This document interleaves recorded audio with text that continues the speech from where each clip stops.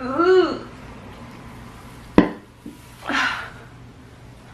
Yeah, I feel like I need to be like here. So then, does that mean I need to move up, or does the camera need to move up? So this shirt is like pretty see-through, and I wanted something underneath because I'm like feeling this 80s businesswoman vibe. Can you tell? So I have this like tank top. It's like a normal tank top. It has like the straps, and I'm like, oh, I like this, I want to wear it, but it's like very bulky at the top. So I found a life hack.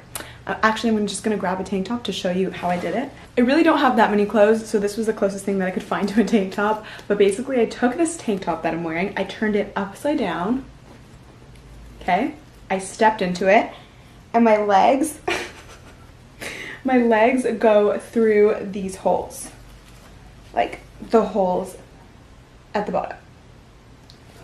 And it's now a tube top. Why don't more people do this? Do more people do this? I used to do this all backwards, where I would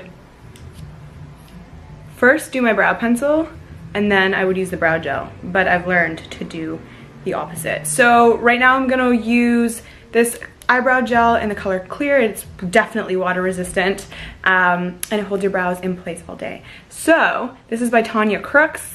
This is a new brand to me. I don't really know it that well. I really like this product. I think the only thing is that like if you use too much, it can leave a bit of like a white crusty, and it looks like you have like dead skin.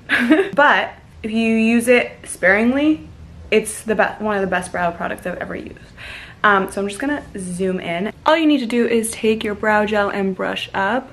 I like to bring my brow hairs a little bit above the body, so I have like a more bushy look, but you guys can do it, you guys can just do it like this and follow the natural shape, right? See how this is like more wispy and less filled in, and this is more heavy. You can see this looks like light brown, this looks like dark brown. So if I wanted to make it look a little bit more light brown, boom, and that just shows the skin through. Then you let it dry. This is crucial. This is a crucial part, because if you don't let it dry, then you run into some issues. So I will be right back. Honestly, you can leave it at this, but if you're looking for something that's more filled in and more polished, then you want to go ahead with a brow pencil. I wouldn't typically gravitate towards this kind of a brow pencil because it has like the wooden thing. I usually like the more retractable brow pencils where they're plastic, but I really fell in love with this formula and I really like the color on me, so I'm just going to show you with this guy. Alternatively, you can use a micro brow pencil that looks like this, and they are retractable. You could twist it up and down as you please. And there are tons of options at the drugstore where there used to not be. It used to only be like you can get these really expensive brow pencils at Sephora, but now they have a lot of options, which is great. Okay, I'm sharpening my pencil because if you're using a wooden one, you gotta make sure it's sharpened, otherwise it's not gonna look so good. So now what you wanna do is you wanna follow your natural brow. What does that mean? So you don't wanna go too far outside these lines. You know, you just wanna fill in anywhere where it's sparse. A trick that I like to do is I like to go heavy on first contact and lighten up, because what happens is as the natural brow hair grows, the hair thins out at the end. So you'll have a thick follicle that looks like this, and then it thins out, right? That's how natural hair goes, because as hair is exposed to sun, wind, damage, it naturally does that. So that's how I like to draw my brows on. So now you just want to draw like brow hairs. Everyone's gonna be different, right? But I like to do a little bit here, fill in the gaps.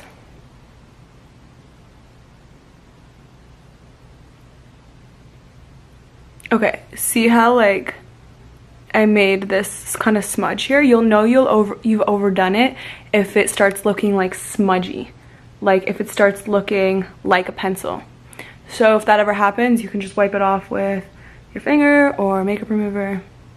My pencil is starting to get dull, so don't be afraid to resharpen if you have to. So now when I step back, you'll see that both the eyebrows don't look the same. Like they don't look the exact same, this is good, because if they look the exact same, they look kind of like too manufactured. I didn't even have to pluck these hairs underneath or to wax them or anything, and the attention is now focused here. Whereas before, it just really looked like I had overgrown brows.